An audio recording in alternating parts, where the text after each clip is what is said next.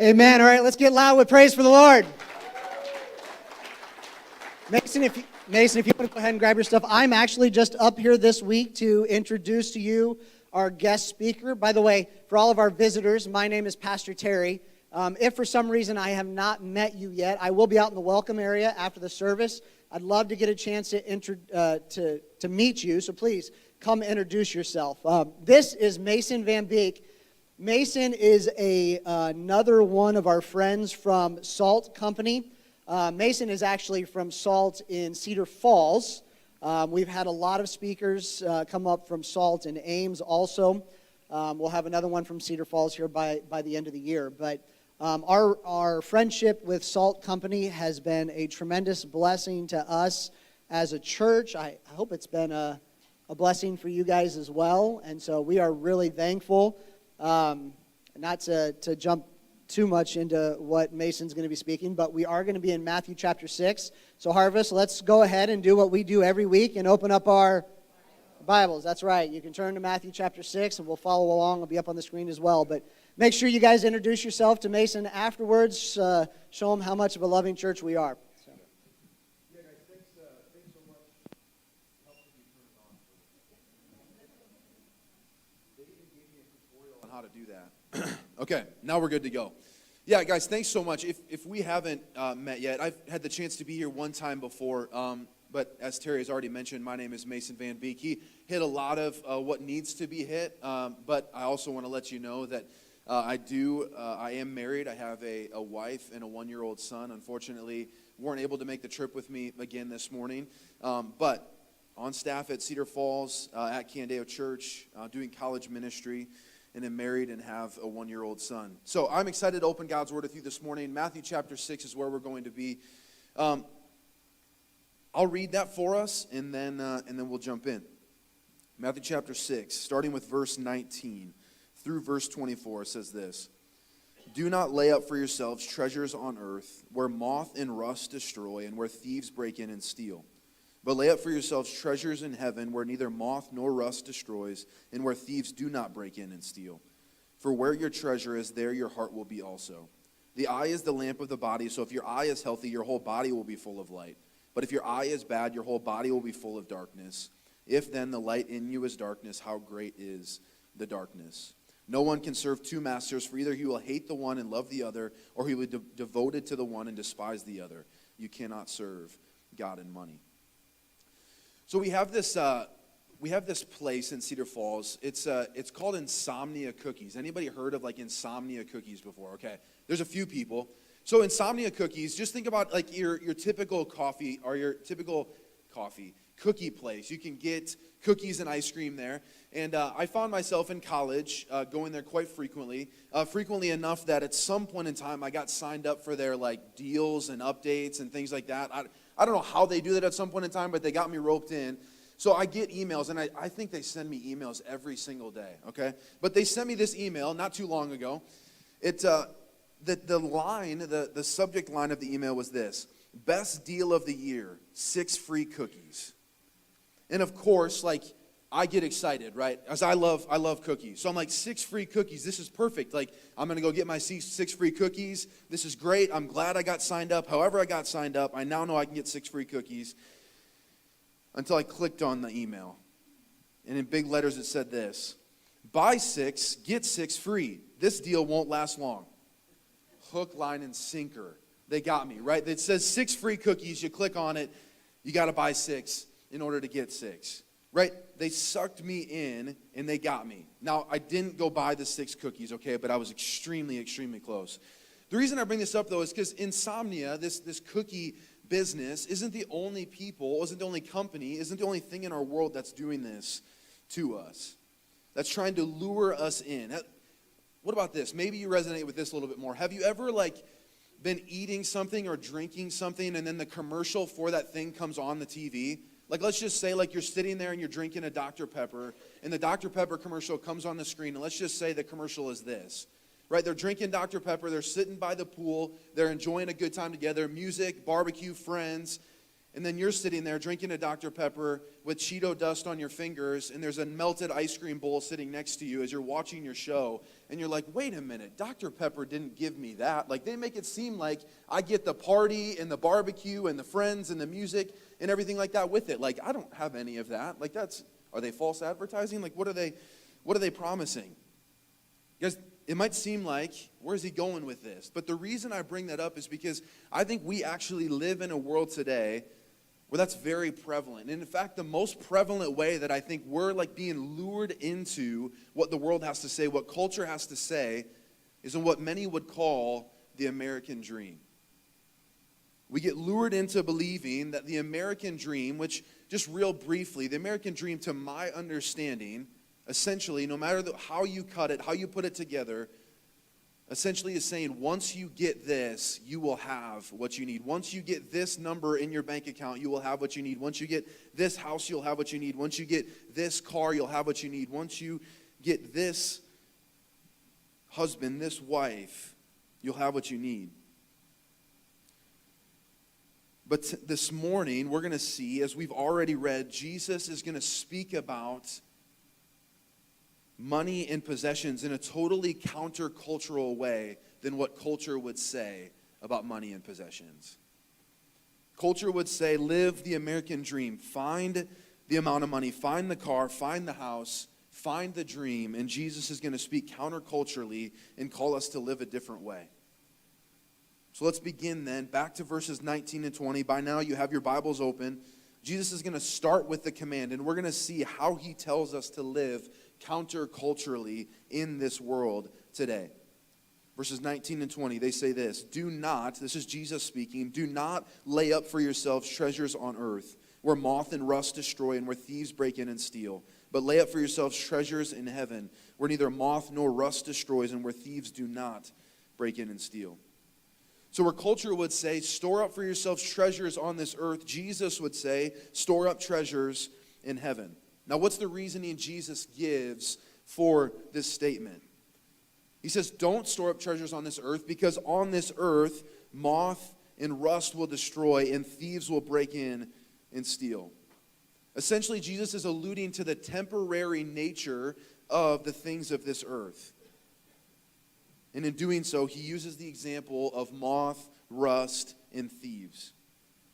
Now, Jesus using the example of moths doesn't probably land quite as well for us today as it did back then. Because you hear moths and you're like, well, what is that destroying in my, how is that taking away from my possessions? Like, they hit my windshield every so often, but other than that, like, how is that taken away from my possessions? But what Jesus is saying, and what would have landed for the audience at the time when Jesus was speaking, is moths back in the day, at this point in time, would most oftentimes, now it's a little bit gross, okay, would most oftentimes like lay their eggs close in proximity to the possessions and most likely the clothing of those at the time. And actually the larvae of the moths would eat at the clothing that you had in your closets. And now at this point in time, this wasn't like, oh, well, it's just one pair of clothes, it's just one shirt, right?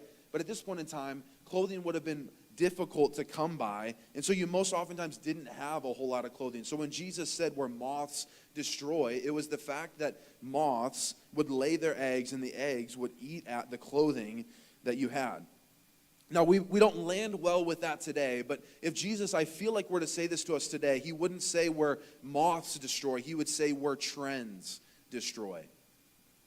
Like now, today, in our day and age, when we think about clothing is all about the newest trend that has come out, right? You see it on social media, you see it on TV, you see it everywhere, and then you go to the store and you buy clothes that fit the trend that is in, and then you get home, and by the time you get home, you turn the TV back on, and the trend is now out, and the new trend is in, right? You know what I'm talking about. So we don't have moths that's a problem, but we have trends that are a problem. We can't stay up with the trends of this time. And even if we hit every trend at the right point in time, the reality is the clothes that we wear begin to waste away the moment they're taken off the hanger and taken out of the store. Jesus is saying clothing is temporary. Jesus also includes and moves on to rust. Now, I don't have to explain this one very much because we live in Iowa, right? We experience all kinds of weather. In fact, typically have a day every year where we experience all 4 seasons in one day. So that's what I like to live in Iowa. So because of the elements that we live in here in Iowa, we experience rust on the things that we own, right? I don't have to explain that a whole lot. The rust appears on our vehicles, on our appliances outside, on our tools. And the rust on those possessions proves that the possessions that we own are temporary. And Jesus concludes saying why we shouldn't store up treasures on this earth, because even if you keep everything in tip-top shape, even if you hit the trend right every time, even if the moths don't get your clothes, even if the rust doesn't get your tools, a thief could still break in and steal.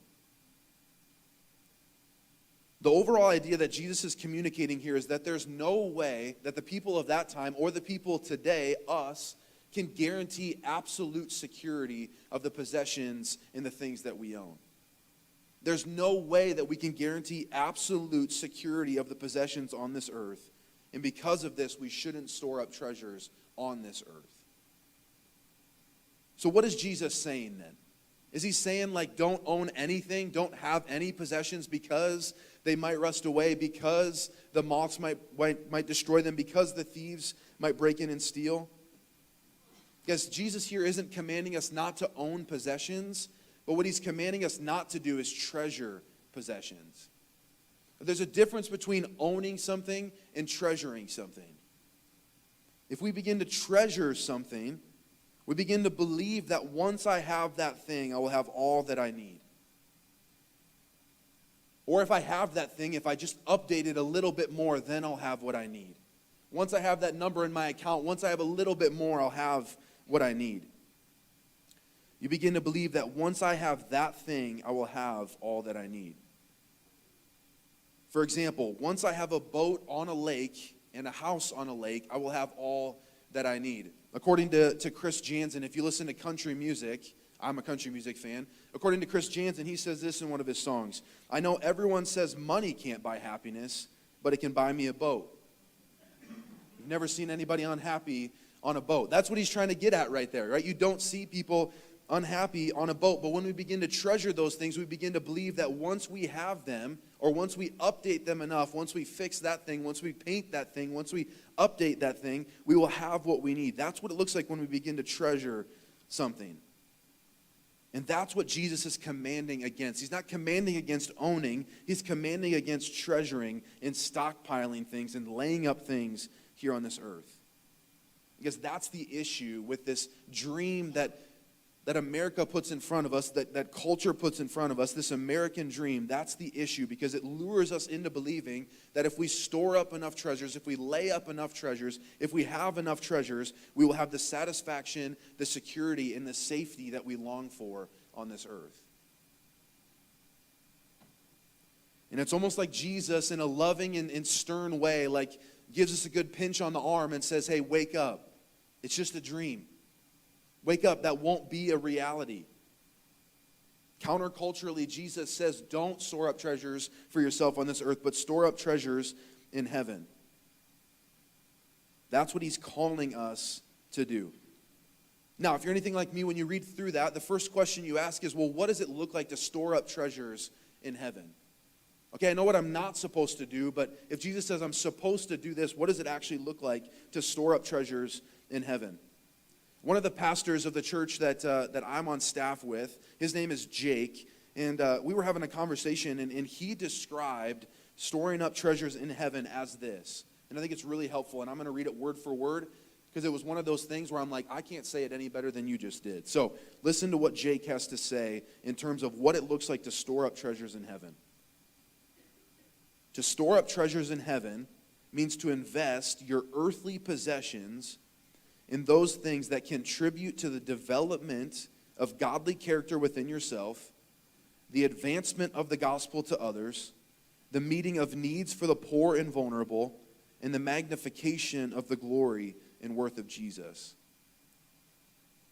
So instead of the American dream telling us to store up, to lay up our possessions on this earth to find satisfaction, security, and safety, Jesus is saying, use the possessions that you do own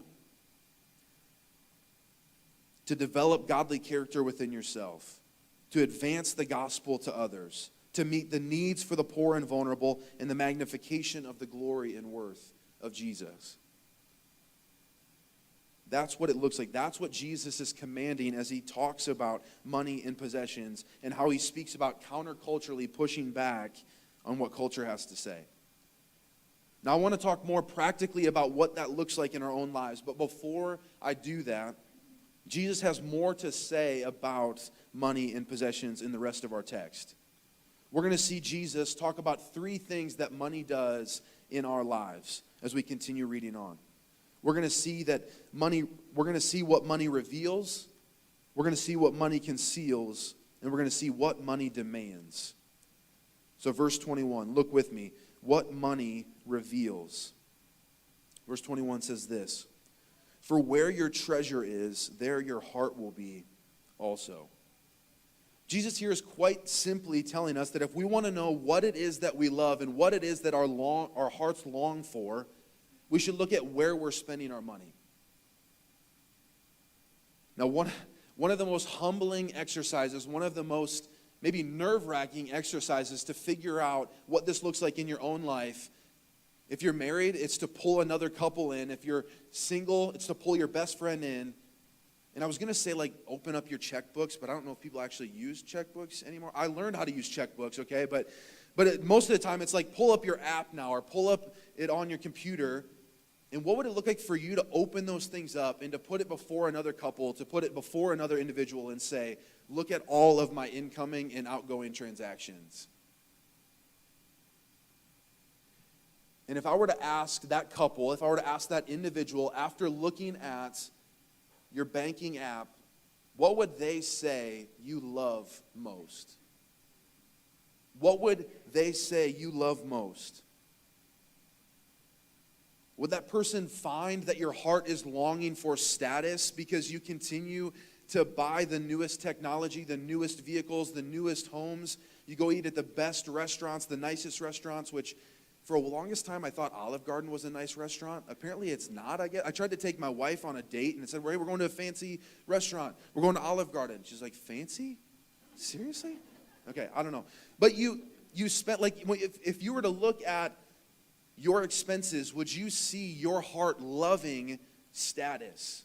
Because you continue to buy the newest things so that people can see me, so that people can notice me, so that I can have the highest status. If so, what your heart might be longing for is actually status and recognition.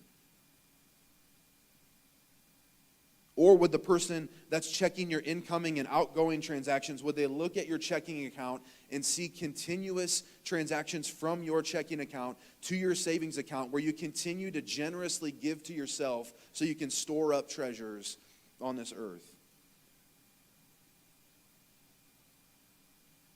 Would they see extreme generosity towards yourself in your savings account?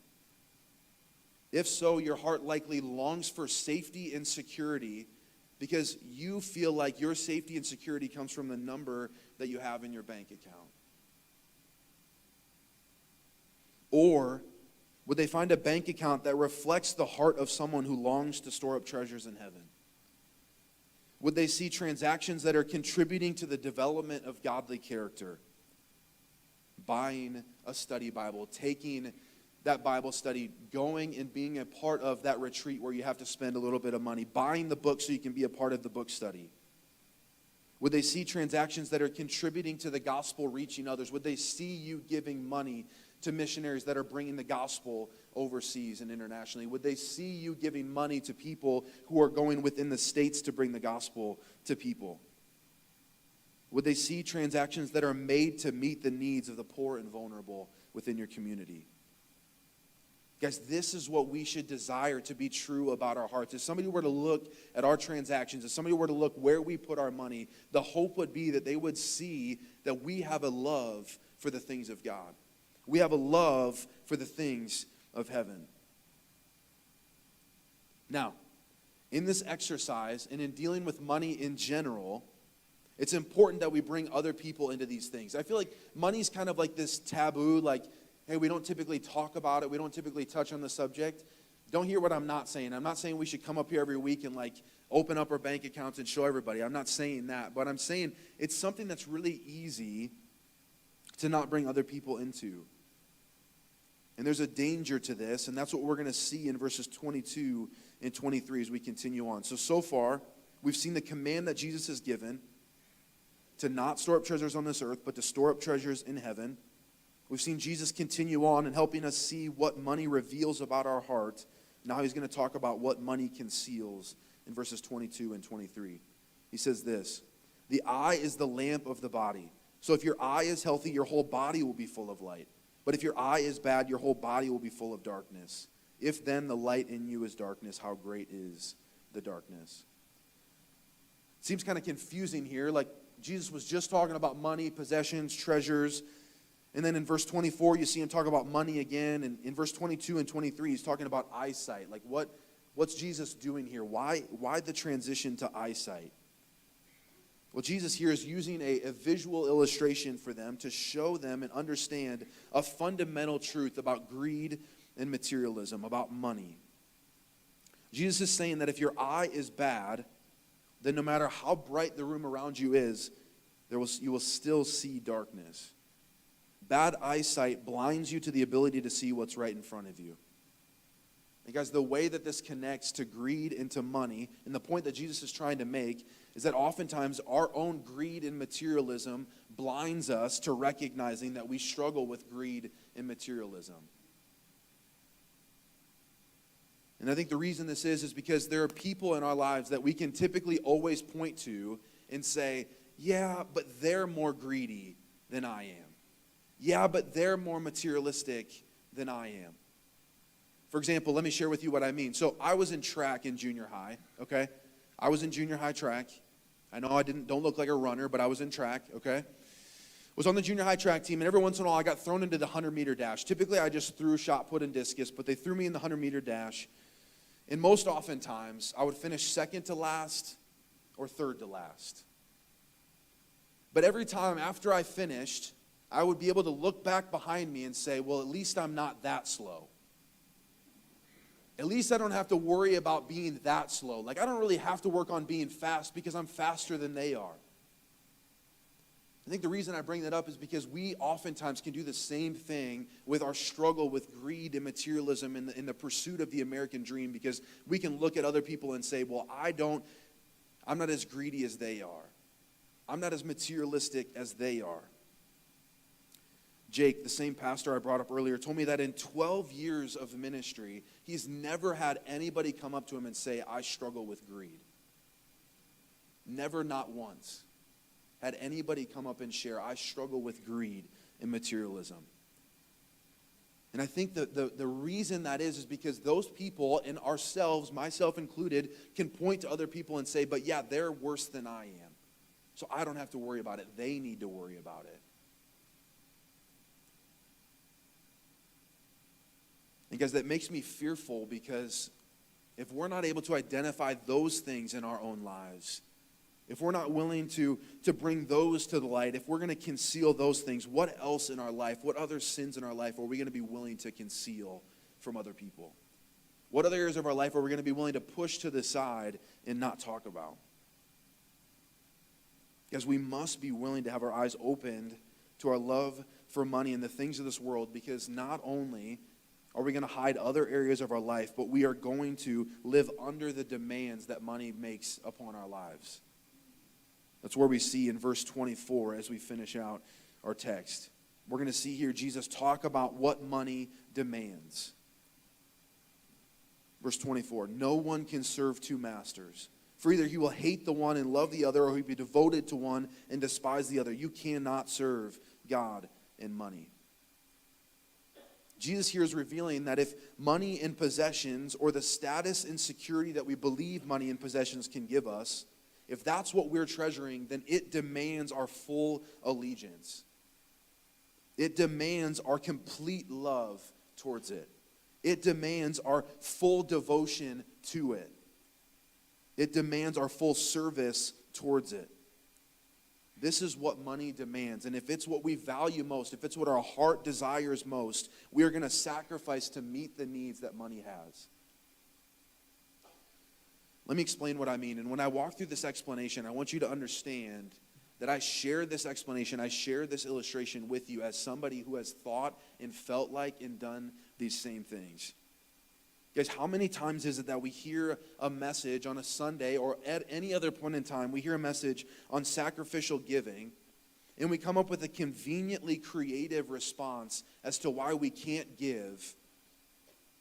But then when the newest technology comes out, when the newest update for the vehicle comes out, when I'm in college ministry, when the Taylor Swift tickets release, why do we become just as conveniently creative to get those things as we do making excuses as to why we won't give?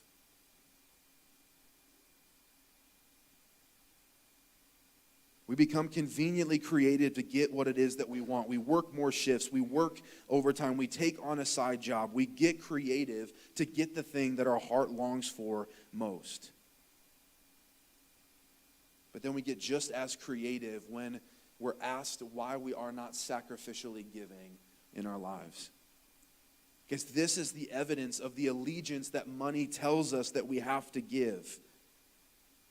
It says you cannot. Money tells you that you either love me and despise God, or you love God and you despise money. You're devoted to money or you're devoted to God. You're serving God or you're serving money. Money is going to demand that you sacrifice your allegiance to God and His promises in order to pursue money and its promises. So let me get practical. If you're here this morning, and anything that God has said through me, through His text, through these words, the primary thing you feel right now is probably stuck. You probably feel like, how do I stop storing up treasures on this earth? Like, I feel stuck in my pursuit of that. How do I stop loving money and possessions? I'm stuck. How do I stop concealing my greed? I feel stuck. How do I stop living under the demands of money on my life? I feel stuck. Essentially, the question you're asking is, how can I be free? How can I be free from this pursuit of the American dream? How can I be free from these things? I'll get to some practical things as I close out, but I want to first start with what you need to remember before I talk about what you need to do.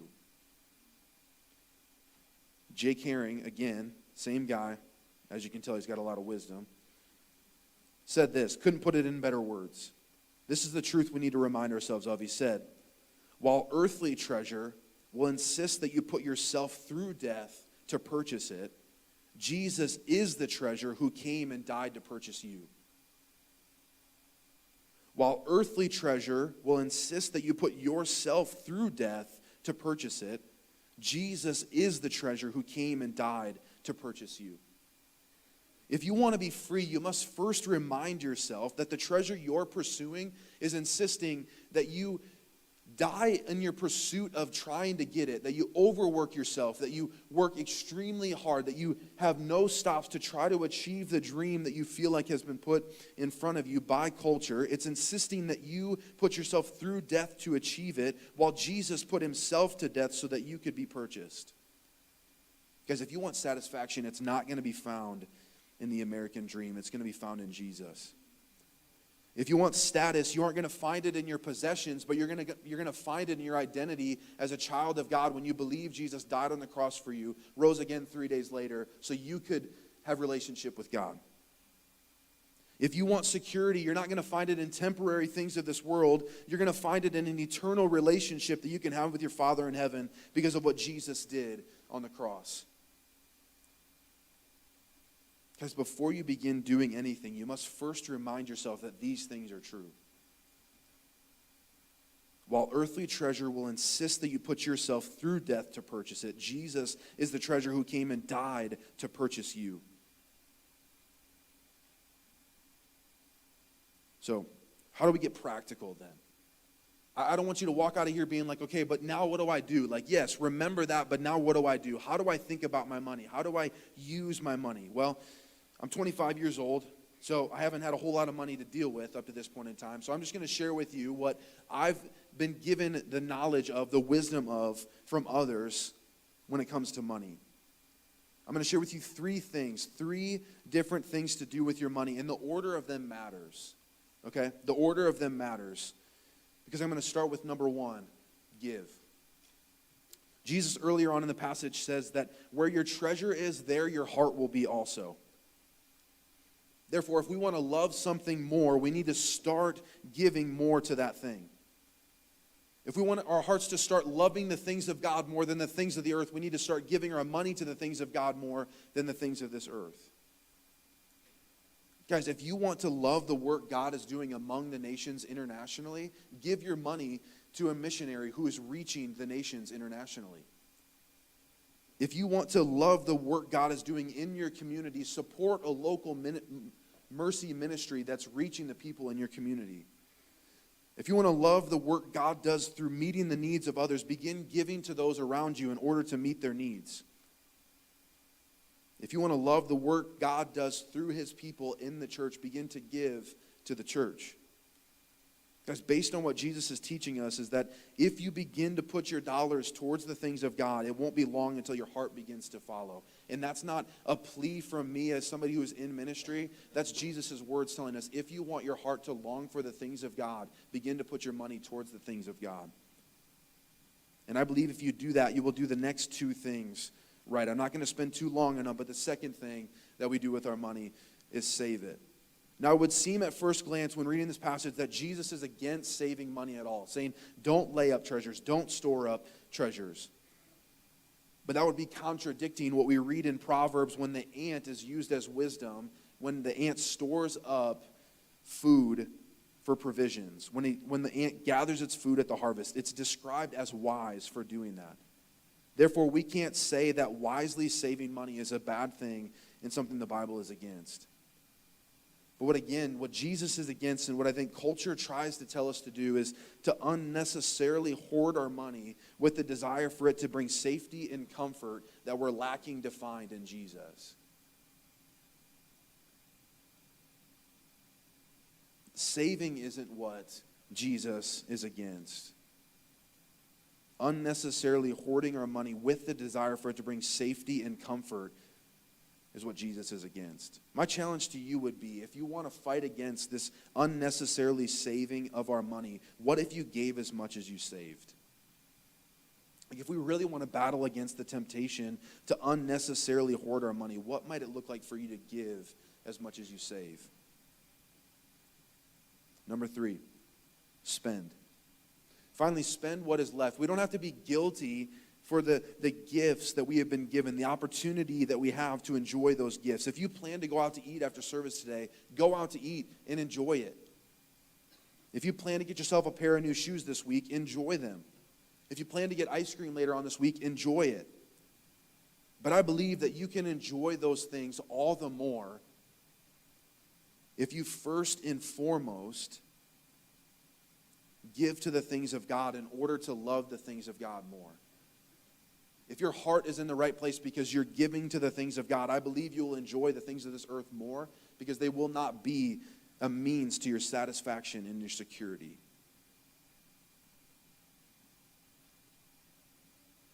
So, Harvest Bible Chapel, my hope is this. My hope is that like all other areas of your life, that the way that we live and the way that we spend our money would actually point towards a love for God and the things of God as opposed to the love for this earth and the things of this earth. My hope is that people would look at our lives and the possessions that we lend out to people, the money that we give, they would look at our lives and say, they're storing up treasures in heaven because they're giving in a way that is growing the desire to bring the gospel, that is causing them to become more like Jesus, that is meeting the needs of others, that is glorifying and magnifying God above all things. And so as the worship team comes up, I'm going to pray that that's true for us. Would you pray with me?